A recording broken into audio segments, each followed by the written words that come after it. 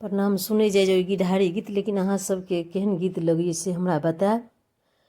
आम के दतमनिया बहिनी मुँह धोए, नैना से लोर बहइए।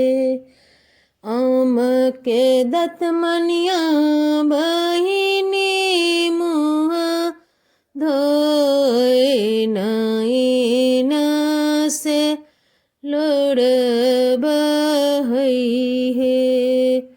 नहीं एलन मोरा जेठा भैया की कोना हम गिधारी करब हे।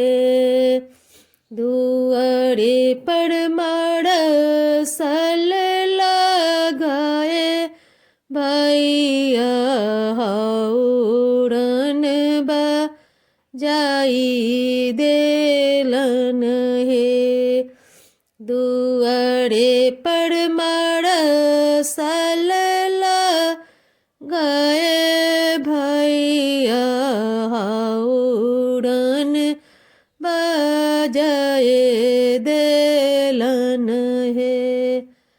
अभी गेल मोर जेठ भैया नैनमा जुड़ाई गेलन हे।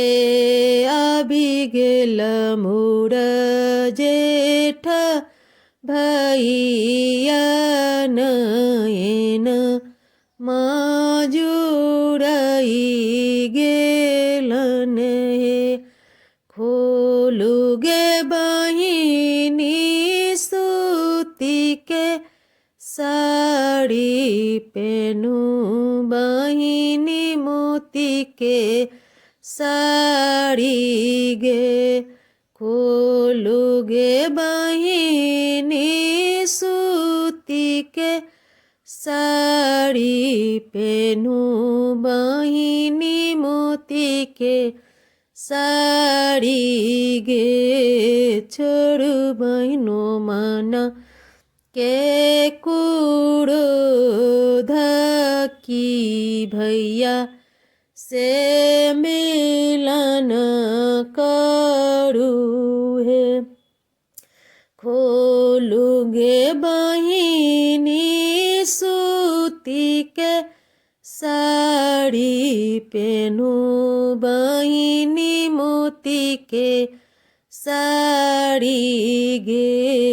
छोड़ू बहिनो माना के कुरोध की भैया से मिलन करू हे। अभी गेल मोर जेठ भैया।